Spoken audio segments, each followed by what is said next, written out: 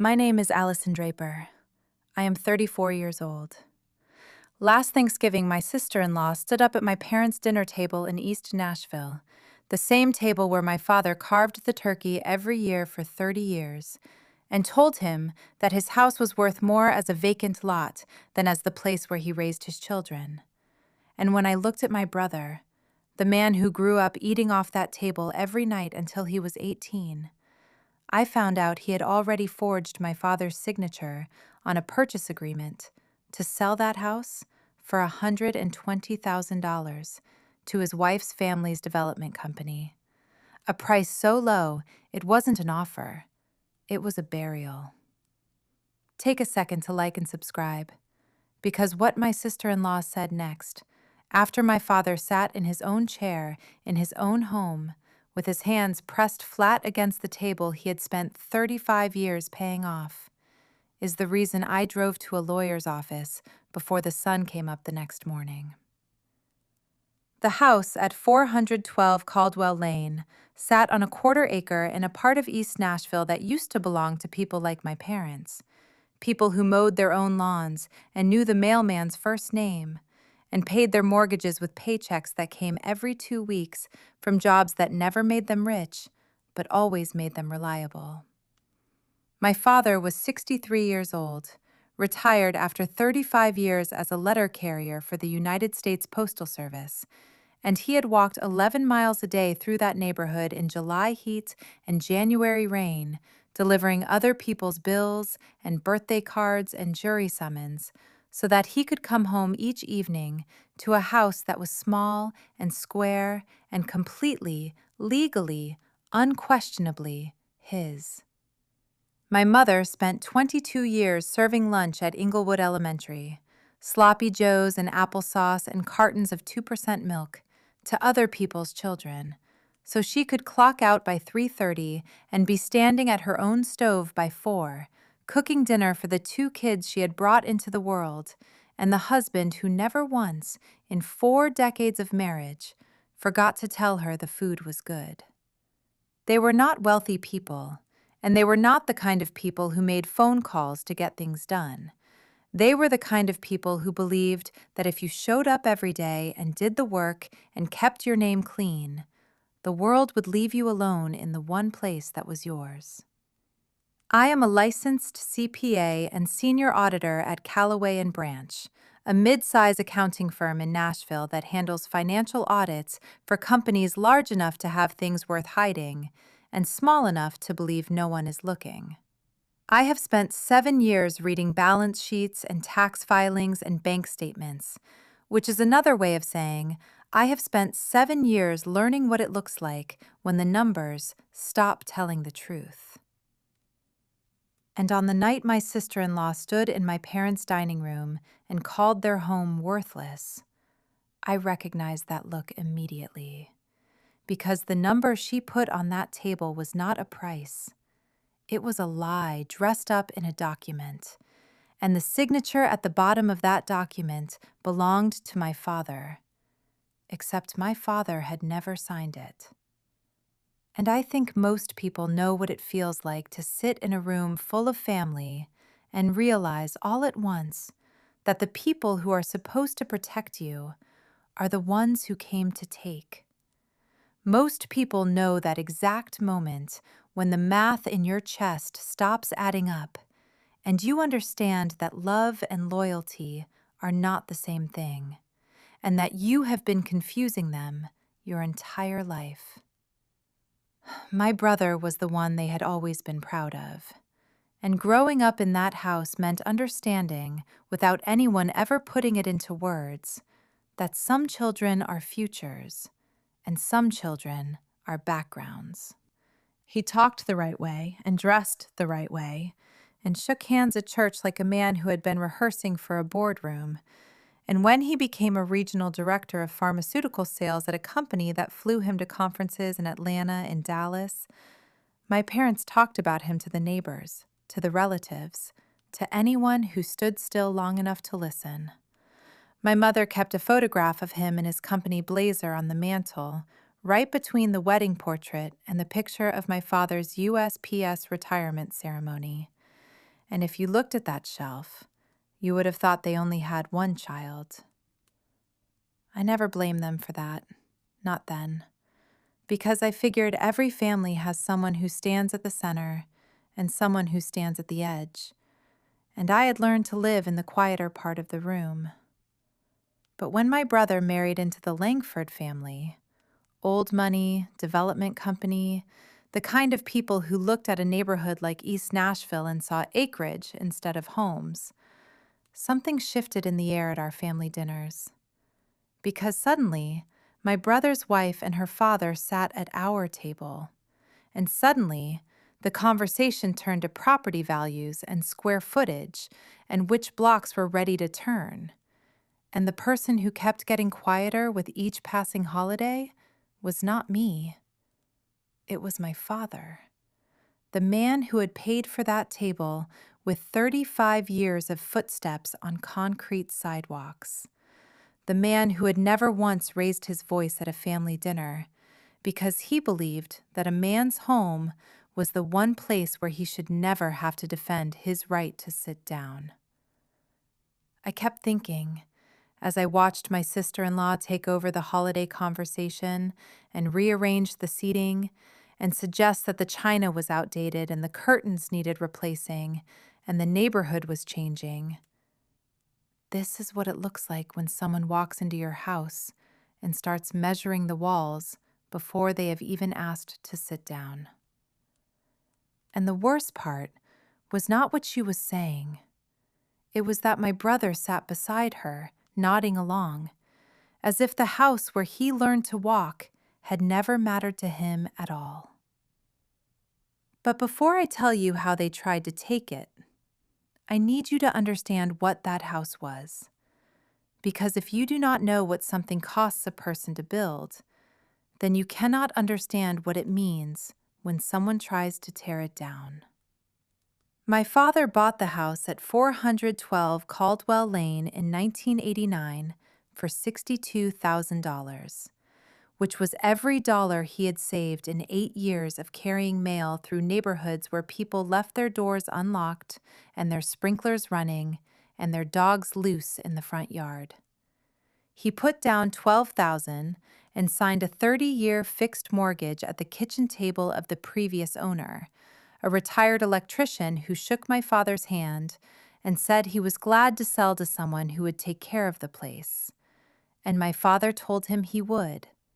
And he did, for 30 years exactly. He replaced the roof in 1995 with money he earned walking a double route after the Postal Service cut staff. He rebuilt the front steps in 2001 with lumber from a yard sale and tools he borrowed from a neighbor. He refinished the hardwood floors himself the summer my mother was pregnant with my brother, working until midnight on his hands and knees so the house would be ready before the baby came. And when my mother asked him why he was pushing himself so hard, he said something I never forgot. He said, "Because a child should come home to a floor that somebody cared about." His hands told the story of that house better than any deed could. They were thick across the palms and calloused at the knuckle line, permanently sun-darkened from 35 years of reaching into mailboxes in the Tennessee heat. And the only time I ever saw those hands shake was the afternoon in 2019 when he came home from the post office for the last time, carrying a framed certificate and the discharge letter for his mortgage, and he hung the discharge letter next to the front door in a $5 frame from the hardware store. And I watched him step back and look at it, and his chin trembled, and I realized I had never once in my entire life seen my father cry until the moment he owned his home free and clear. My mother's hands were different, softer, always faintly smelling of dish soap and the kind of fabric softener you buy at the dollar store because it is $2 cheaper than the brand your neighbor uses. She had a habit I loved. Every afternoon at 4 o'clock, even 3 years after my father retired, she set a glass of sweet tea on the porch railing by the front steps, because for 2 decades she had put that glass there at the end of his route, and he would come up the walkway with the empty mailbag over his shoulder and pick up that glass and drink it standing, looking out at the street he had walked since before his children were born. And even after there was no route left to walk, she kept setting the tea out, and he kept walking to the porch at 4 o'clock to drink it. And neither of them ever mentioned that the reason was gone and only the ritual remained. Because that is the kind of marriage they had, the kind where love becomes muscle memory and no one needs to explain it. My grandmother, Edna Draper, had bought a larger home 2 blocks away in 1961, a 3-bedroom with a deep yard and a screened porch, and she lived in that house for 43 years. And when she knew she was dying, stage 4 pancreatic cancer, the doctor said 18 months, maybe less, she called my father's attorney, a man named Raymond Kessler, who had handled her paperwork for 15 years, and she told him exactly what she wanted. The house would go to my father, her only son, with a clause in the deed that said it could not be sold, transferred, or encumbered without the written consent of every living family member named on the original will. She did this, I learned later, because she already knew what was coming. She had watched my brother's wife look at property the way some people look at opportunity, and she wanted to make sure that at least one house in this family would stay where it belonged. My grandmother passed away on a morning in April, when the light through her bedroom window was soft and gold, and my mother was the one sitting beside her, holding her hand, because that is what my mother did. She showed up, and she stayed, and she never asked what it would cost her.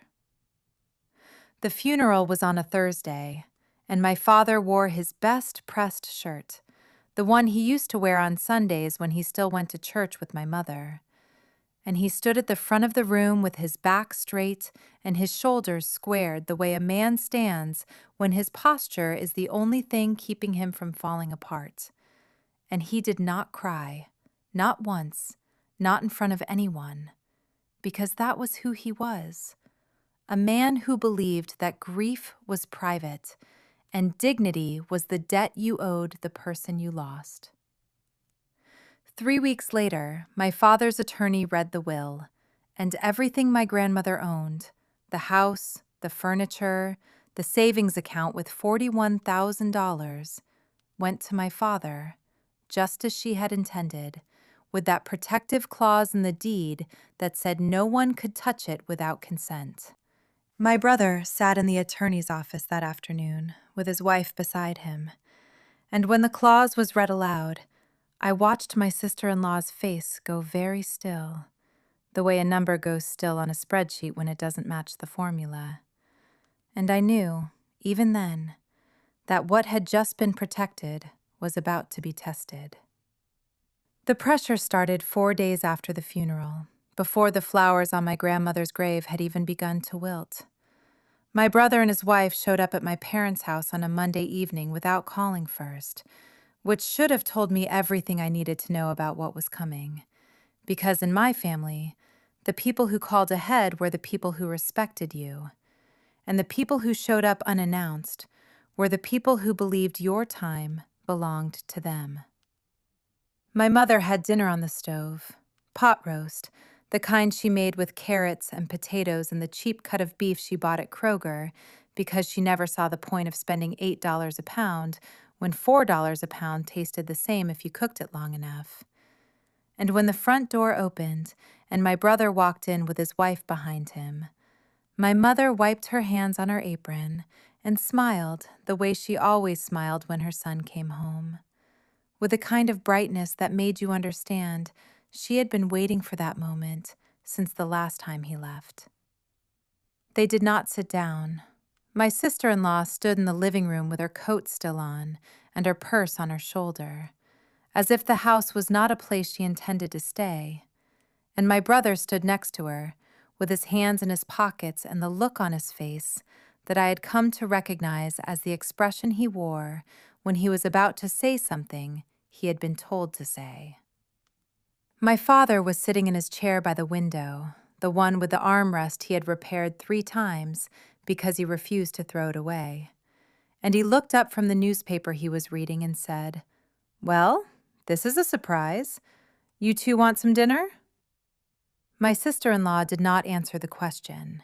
Instead, she looked around the room, at the carpet that was 15 years old and clean, at the curtains my mother had sewn herself, at the framed photographs on the wall showing my brother and me at every age from infant to adult.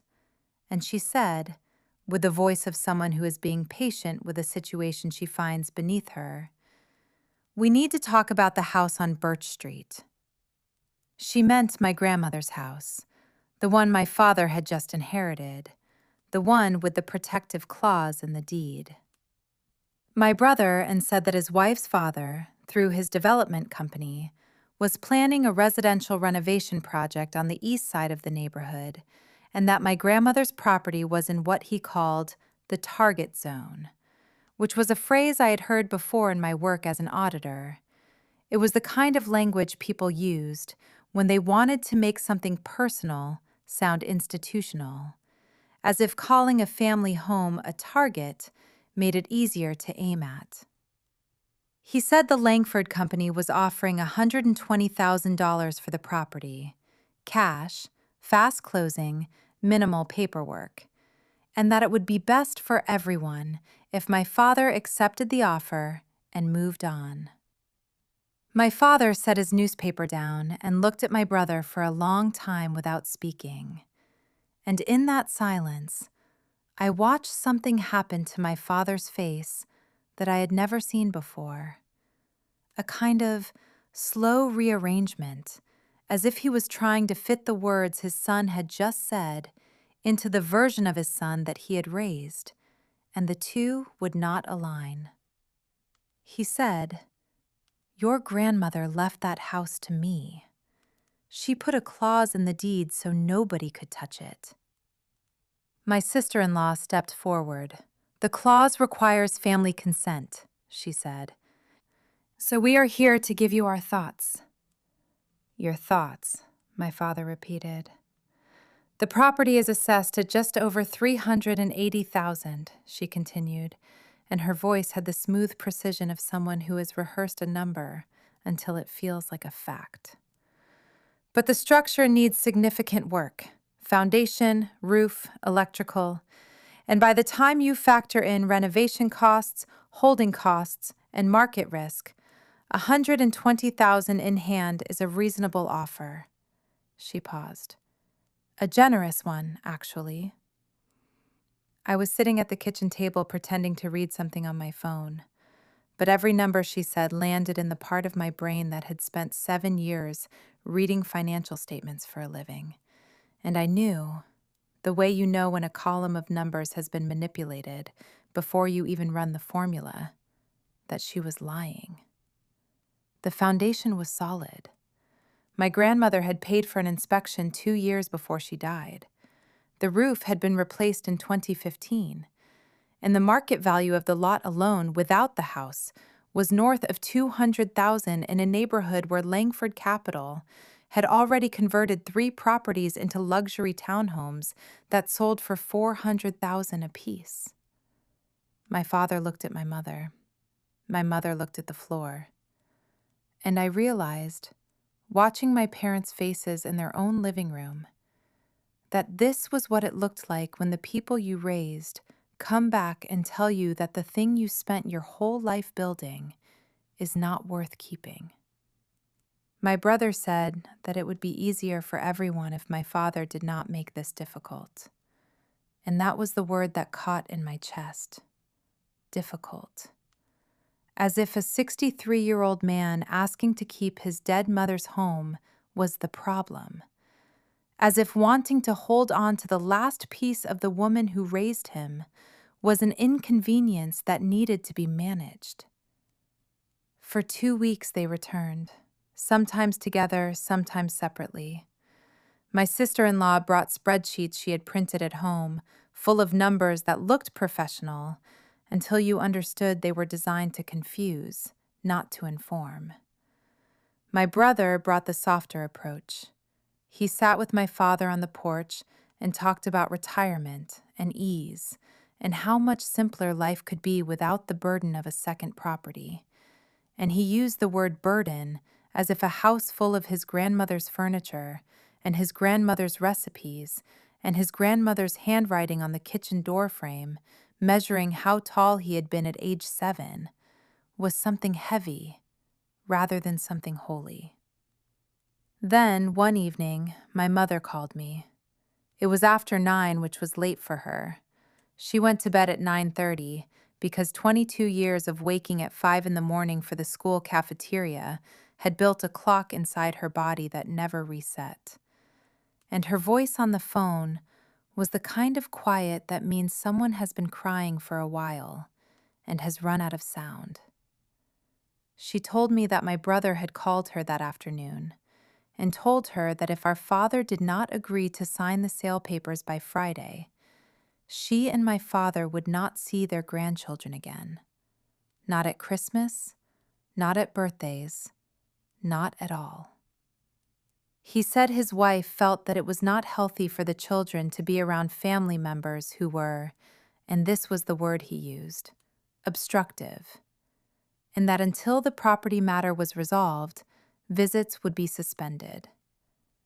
My mother said, "He told me I was being selfish, sweetheart.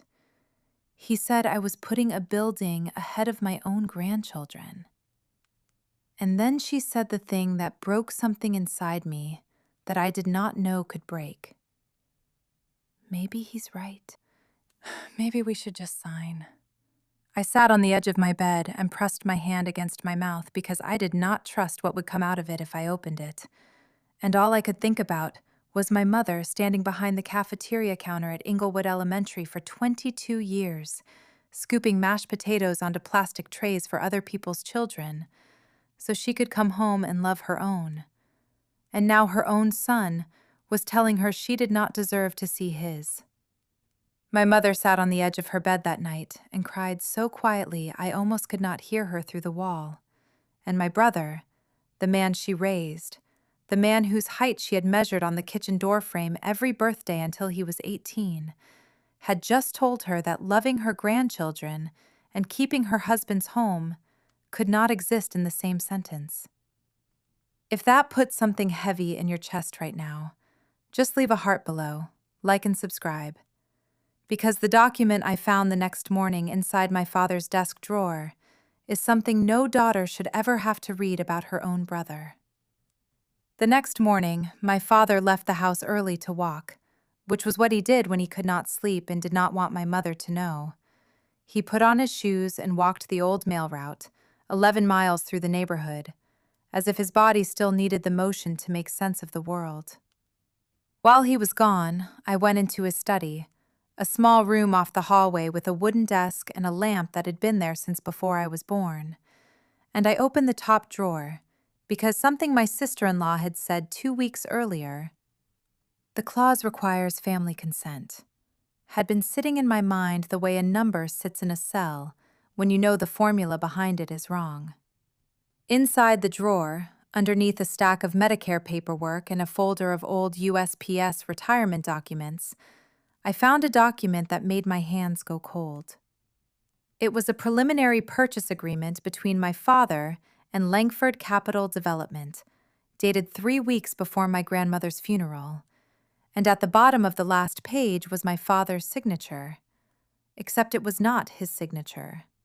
I had seen my father's handwriting on every birthday card, every permission slip, every mortgage payment he had ever made by hand at the bank counter, and the name on this document was close, but it was wrong. The slant was too steep, the pressure too light, and the middle initial was written in a way my father had never written it in his life. Someone had signed my father's name on a legal document, committing him to sell a property he did not yet own, at a price that would have made his mother turn in her grave. I stood in that room for a long time, holding the paper, feeling something settle inside me that was not anger and not grief, but something colder, something that lived in the space between the two. The understanding that my brother had not just pressured my father, he had stolen my father's name and put it on a lie, and that the man who had walked 11 miles a day so his children could have a floor that somebody cared about now had a son who could not even be trusted with his handwriting. I did not tell my parents what I found. Not yet. Because there is a kind of truth that you cannot hand to the people you love until you know what it will cost them to hold it. And my father, who had spent his entire life believing that his name meant something, on a mortgage, on a retirement certificate, on a deed, was not ready to hear that his own son had used that name like a tool to pry open a lock. Instead, I drove home that evening and sat in my apartment on Shelby Avenue, 3 miles from my parents' house, in the kind of silence that fills a room when you are the only person who knows how bad things really are, and you cannot decide whether knowing makes you responsible or just alone. I opened my laptop and pulled up everything I could find about my sister-in-law's family company: annual filings, registered agent records, property transaction histories in Davidson County, because that is what 7 years of auditing teaches you. When someone lies to you with numbers, the truth is always in the numbers they did not show you. And I was not going to confront my brother with a feeling. I was going to confront him with a file. But that night, something else happened that changed the direction of everything. My mother called me for the second time in 2 days, which was unusual because my mother was not a woman who called twice. She was a woman who said what she needed to say, hung up, and then thought of 3 more things she wished she had mentioned but would never call back to add, because she believed that bothering people was a worse sin than silence. This time, though, her voice was different. Not broken the way it had been the night before, not the voice of a woman who had been crying. This was the voice of a woman who had been thinking, and thinking had made her afraid. She said, "There's something I need to tell you, sweetheart, and I should have told you sooner." She said that 3 weeks before my grandmother died, before the will was read, before any of this started, my brother had come to the house alone, without his wife, without announcement, and he had sat with my mother at the kitchen table while my father was at a doctor's appointment, and he had put a piece of paper in front of her and told her it was a medical authorization form for my grandmother's care. He said the hospice company needed a family member to sign off on medication adjustments, and that he was handling it because he did not want to burden my father with one more thing during a difficult time. And my mother, who trusted her son the way she trusted the sun to come up, signed where he pointed and did not read what was above her signature. She said she did not realize what she had signed until 2 weeks after the funeral, when she found a carbon copy in an envelope her son had left on the kitchen counter. And the document was not a medical authorization. It was a letter of intent addressed to the Langford Company, expressing the family's willingness to sell my grandmother's property at a price to be determined, and it carried both her signature and my father's was the one that did not look right. My mother said, "I didn't tell your father because I thought if I stayed quiet, it would go away. I thought your brother would come to his senses. I thought if I just—" And she stopped, and I heard her breathe in the way people breathe when they are trying to hold themselves together with nothing but air. And she said, "I thought if I made trouble, he would take the grandchildren away. And he did it anyway." And there it was, the thing I had not seen, the piece of the story that had been sitting underneath everything, like a foundation crack you cannot find until you know where to look. My mother had not been passive. She had not been weak. She had been doing the math the same way I would have done it, weighing the cost of speaking against the cost of silence. And she had chosen silence because she believed it was the price of keeping her grandchildren in her life. And her son had taken them anyway. I think most people have been in a room where they had to decide between saying the thing that was true and keeping the thing that was safe. And most people, if they are honest, will tell you that they chose safe at least once, and that the guilt of that choice sat in them longer than any argument ever could. And my mother had been carrying that weight for weeks, alone, in a house where she set sweet tea on the porch for a man who no longer had a route to walk. And she had not told a soul until she called me. I did not sleep that night. I sat at my kitchen table with the forged document I had taken from my father's desk drawer, and my laptop open to the Davidson County Register of Deeds website, and I read every filing connected to my grandmother's address until my eyes burned. And then I did something I had not done in months. I opened the drawer of my bedside table and took out the envelope my grandmother had given me. It was small, cream-colored, sealed with a piece of tape that had yellowed with age, and on the front, in my grandmother's handwriting, the careful, upright script of a woman who had learned to write in a one-room schoolhouse in rural Tennessee, it said, "For Allison, when the time comes." I had been carrying that envelope since the day my grandmother handed it to me, 4 months before she died, sitting in her screened porch with a blanket on her lap and a cup of tea going cold in her hands. She had looked at me with the kind of clarity that comes to people near the end, when everything unnecessary has been burned away and only the essential remains. And she had said, "You are going to need this, and you will know when." Inside the envelope was a single sheet of paper, handwritten, and a business card. The letter said, "My dearest Allison, if you are reading this, it means someone is trying to take what I have protected. I have watched your brother's wife measure the walls of this family for years, and I have watched your brother let her. Your parents will not fight, because fighting is not who they are. But you are different. You have your grandfather's stubbornness and your mother's heart, and that is a combination that does not lose. Call the woman on this card.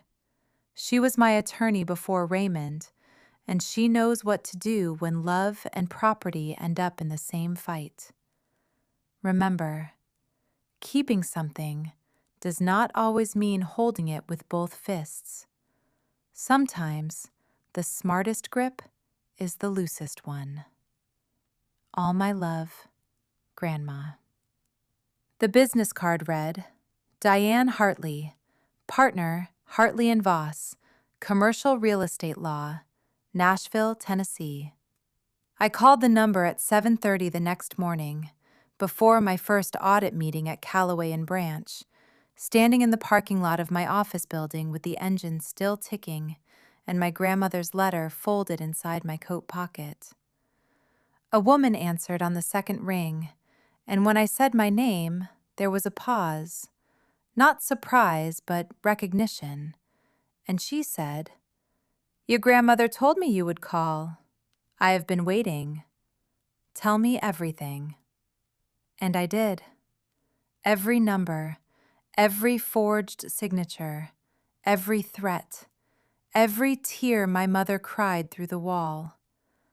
When I finished, she was quiet for a moment, and then she said something that settled into me like a key turning in a lock I did not know existed. "Your grandmother did not just leave your family a house. She left them a position, and we are going to make sure no one takes it." I met with my grandmother's former attorney the following Saturday at her office on 4th Avenue, in a building that smelled like fresh paint and old case law, with glass-walled conference rooms and framed certificates on every wall, and the kind of silence that tells you the people who work here charge by the quarter hour and do not waste a second of it. She was already waiting when I arrived. A woman in a navy jacket with reading glasses pushed up into her hair and a yellow legal pad covered in handwriting so precise it looked typed. And she gestured me into a chair across from a desk that held 6 folders, each one labeled with a Davidson County parcel number, each one thick enough to tell me she had not been waiting idly. She said, "Before we talk about your parents, I need to show you something that changes the shape of this conversation." She opened the first folder and turned it toward me, and inside was a property transaction record from 2020 showing the sale of a home on Lillian Street, 6 blocks from my parents' house. A 3-bedroom bungalow sold by a 71-year-old retired school bus driver named Dorothy Vance for $85,000 to a company called Langford Capital Development.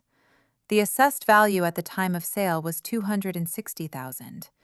The old woman had been told the house needed structural work that would cost more than the property was worth, and she had signed because her children lived out of state, and she did not have anyone to tell her the numbers were wrong. She opened the second folder. Another sale, 2021. Another elderly homeowner. A 78-year-old widower on Eastland Avenue who sold his home for $90,000 when it was worth $290,000, because a representative from the same company told him the city was planning to condemn the block for a road widening project that never existed. She opened the third, the fourth, the fifth. 3 more homes, 3 more elderly owners, 3 more sales at a fraction of value, each one documented with the same pattern. A representative from the development company approaching the homeowner directly, presenting inflated repair estimates or fabricated municipal plans, and closing the deal before the seller had time to consult anyone who might tell them the truth. I sat there, reading those files the way I read audit reports at work, following the numbers from column to column, tracing the money from buyer to seller to LLC to holding company. And what I saw was not a series of coincidences. It was a system. The kind of system that works precisely because the people it targets are too old or too trusting or too alone to recognize it for what it is. And my parents? My father with his calloused hands and his paid-off mortgage, my mother with her sweet tea on the porch railing, were not the first people this family had tried to corner. They were the latest in a line of people who had been told their homes were worth less than they were, and who had believed it because the person saying it wore a nice suit and carried a folder full of numbers that looked official. The attorney closed the last folder and said, "The Tennessee Real Estate Commission opened an investigation into the development company 3 months ago. They have received complaints from 2 of these homeowners' families. The investigation is active, but not yet public." She paused, and I watched her face, and I understood that what she was about to say next was the part she had been building towards since I sat down. "Your parents' property is not just another parcel to them," she said. "It is the linchpin. The development company has already acquired 4 of the 6 properties they need for their planned project, a mixed-use residential complex on the east side. Your grandmother's house, which your father now owns, and the lot directly behind it, which belongs to a neighbor who has already refused to sell, are the last 2 pieces. Without your parents' property, the project cannot move forward. Without the project, the construction financing they have already secured cannot be justified." She let that settle. Then she opened the 6th folder, the one she had saved for last. And inside was a copy of the preliminary purchase agreement I had found in my father's desk, and next to it, a second document I had never seen before. A letter of intent from a regional bank confirming a construction loan to the development company, and the collateral listed on that loan included my grandmother's property. A property the company did not own, had never owned, and had no legal right to pledge. I felt the room shift around me the way a spreadsheet shifts when you find the cell that breaks the formula. Everything that had seemed complicated suddenly became simple, and everything that had seemed personal suddenly became criminal. Because what I was looking at was not a family disagreement over a house. It was a company that had pledged property it did not possess as collateral for a loan it could not repay. And the signature they had used to justify that pledge was my father's name, written by someone else's hand. The attorney spread 6 folders across her desk and showed me that my parents were not the first elderly homeowners this company had pressured into selling for a fraction of what their home was worth, and that the state had already opened an investigation 3 months before my sister-in-law ever stood in my parents' dining room and called their house a vacant lot. If you have ever found out that the people hurting your family had been running the same lie on strangers long before they came for yours, tell me in the comments how that felt. Like and subscribe. Because what I found inside the 7th folder, the one with the bank's name on it, is the document that turned a family argument into something my brother's wife never expected me to find. I drove to my parents' house that evening and sat with my father on the back porch he had built in 1998, the one he had constructed over 2 weekends so my mother would have somewhere to watch the Cardinals in the evening. And I did not tell him everything, not yet, because there were things in those folders that would hurt him in a way I was not ready to cause. But I told him enough. I told him that the document in his desk drawer was forged, and that the number they had offered was a lie, and that his mother had known something like this might happen, and that she had left me the name of a woman who could help. My father sat with his hands folded in his lap, the same hands that had carried the mail for 35 years, and he was quiet for a long time. And then he said, in the voice of a man who has spent his whole life trusting people and has just been given a reason to stop, I thought he was helping us with the medical papers. I thought he was being a good son. I reached over and put my hand on top of his, and I said, "You raised a good daughter, too." He looked at me, and for the second time in my life, I saw his chin tremble. And this time, he did not try to stop it. I spent the next 3 days doing what I do best, which is sitting in a quiet room with numbers and making them tell me the truth. I pulled the property tax records for every parcel on my parents' block and the 2 blocks adjacent, and I cross-referenced each one against the Davidson County Assessor's database and the MLS transaction logs that my attorney had access to through her firm. And what I built, spreadsheet by spreadsheet, line by line, was a map of exactly what the development company had done, what they still needed, and where the pressure points were. Because that is the thing about numbers. They do not have loyalty. They do not have family. They simply are. And if you read them honestly, they will tell you who is lying and who is afraid and who is running out of time. What the numbers told me was this. My parents' property, the house my grandmother had left to my father with the protective clause in the deed, sat at the exact center of the 6-parcel footprint the development company needed for their mixed-use project. And without that parcel, the remaining 4 they had already acquired at predatory prices were worth less than what they had paid, because the geometry of the development required a continuous block frontage that could not be achieved if even one property in the middle held out. The company had already broken ground on site preparation for the 2 end parcels, and they had already drawn down the first tranche of their construction loan, which meant they were spending money on a project that could not be completed without a house they did not own, using financing that was secured by a signature they had forged. My attorney laid it out for me plainly. She said the options were simple, but not easy. I could report the forgery to the Davidson County District Attorney, which would trigger a criminal investigation that would eventually become public and would almost certainly result in charges against my brother, because the signature on that document was his work, his hand, his decision. And my parents would have to testify, and my father would have to sit in a room and say under oath that his son had stolen his name. Or I could take a different path.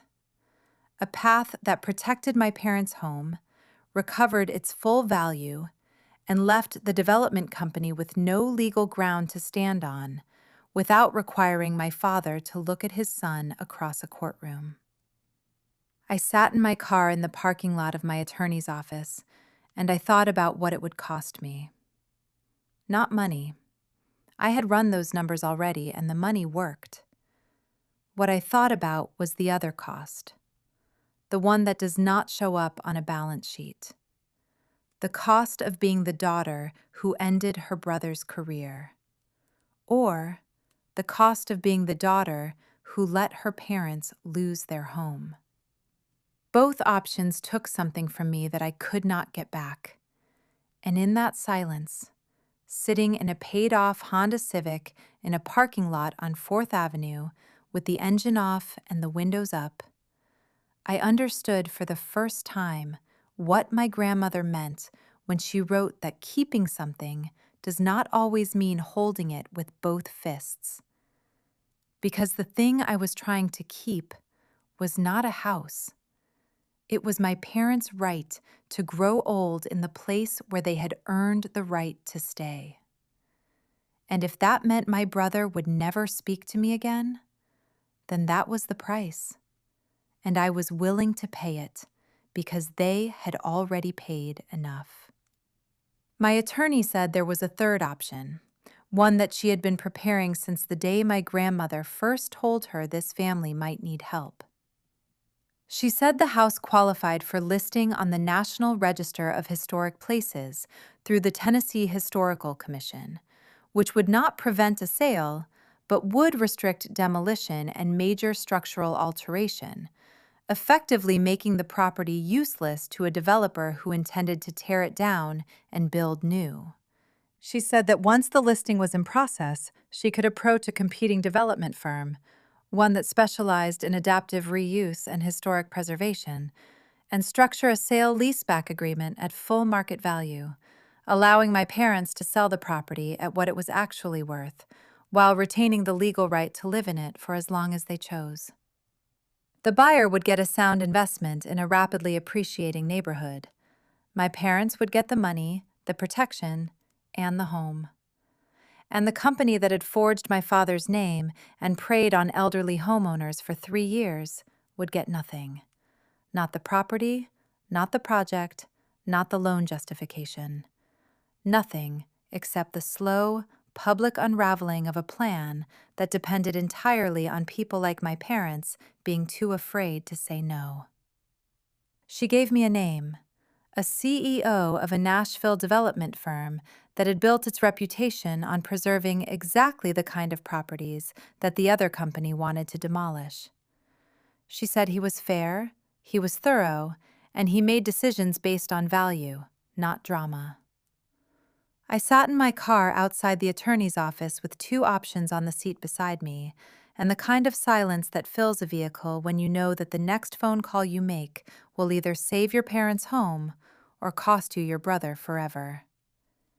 If you think you know which call I made, drop a yes or no in the comments, like and subscribe.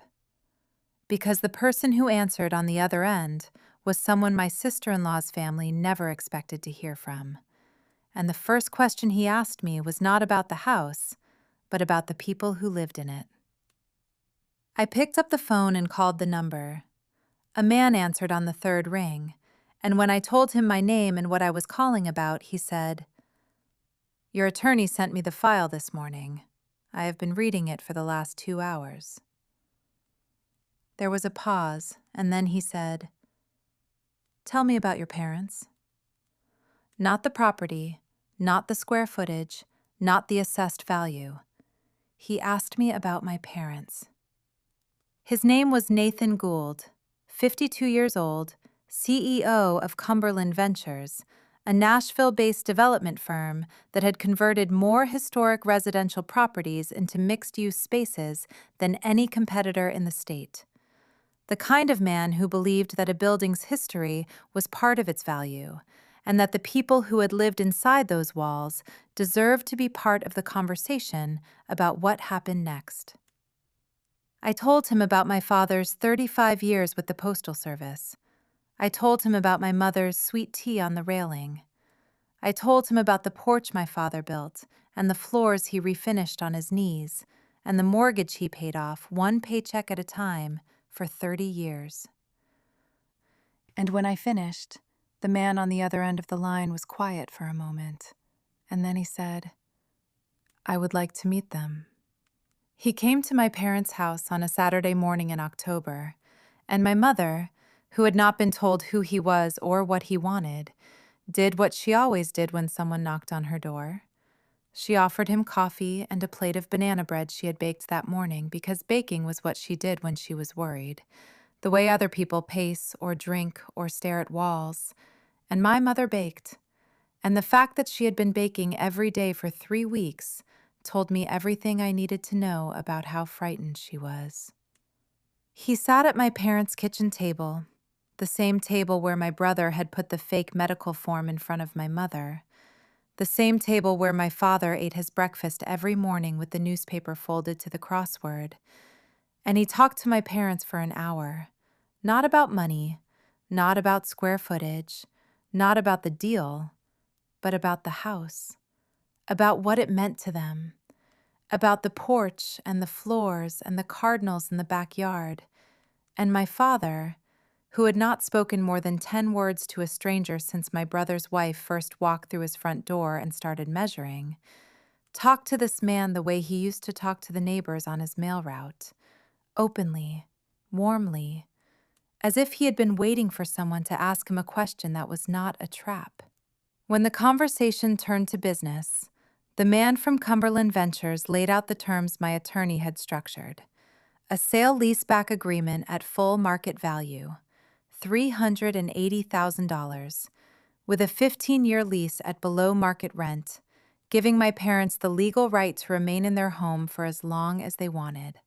The property would be historically designated through the Tennessee Historical Commission, which meant no one could demolish it, no one could strip it, no one could turn it into a parking lot or a luxury townhome or anything else that erased what my grandmother had built and my father had maintained. My parents would receive the full value of their home in cash, deposited into an account that no one, not my brother, not his wife, not her father's company, could touch. And they would wake up every morning in the same bed, in the same house, on the same street where my father had carried the mail for 35 years. My father read the contract slowly, the way he read everything, carefully, with his finger tracing each line, the same way he used to read me bedtime stories when I was small. And when he reached the final page, he looked up at me and said, "Your grandmother would have liked this." And then he signed his name, his real name, in his real hand, with the pressure and the slant and the middle initial that I would have recognized anywhere. And for the first time in months, my mother smiled. The deal closed in November. The money arrived in my parents' account within 72 hours. And the development company that had spent 3 years buying properties from elderly homeowners at predatory prices discovered, in a single phone call from their attorney, that the parcel they needed most, the one at the center of everything, the one they had pledged as collateral, the one they had forged a signature to secure, now belonged to a competitor, was historically protected, and could not be demolished, altered, or transferred for any purpose that conflicted with its residential designation. What happened next is the part my brother's wife did not see coming. The construction loan they had drawn against, the one secured in part by a property they had never legally owned, came due for its next review. And when the bank's auditors pulled the updated title records, they found that the collateral had changed hands and could no longer support the loan amount. The total outstanding balance was $2.3 million. The bank froze the remaining disbursements. The development company, which had already spent the first tranche on site preparation and architectural plans for a project that now had a hole in the middle of its footprint, was left with half-built foundations on 2 parcels, a frozen loan, and a state investigation that was no longer just a file on a desk at the Tennessee Real Estate Commission. It was a referral to the Davidson County District Attorney. Because when a bank discovers that the collateral securing a multi-million-dollar loan was obtained through a forged signature, the conversation stops being about real estate and starts being about federal bank fraud. My brother called me 3 weeks after the deal closed. It was late, past 10, which was late for a man who used to pride himself on never calling anyone after business hours. And his voice on the phone was different from any voice I had heard him use before. Not the polished confidence of a man who sold pharmaceuticals to doctors. Not the practiced gentleness he used when he wanted something from our parents. But something smaller. Something that sounded like a man standing in a room where all the exits had closed at once. He said he wanted to talk. He said he wanted to fix things. He said that what had happened with the property was a misunderstanding, that his wife's family had moved too fast, that he had not known the full extent of what they were doing.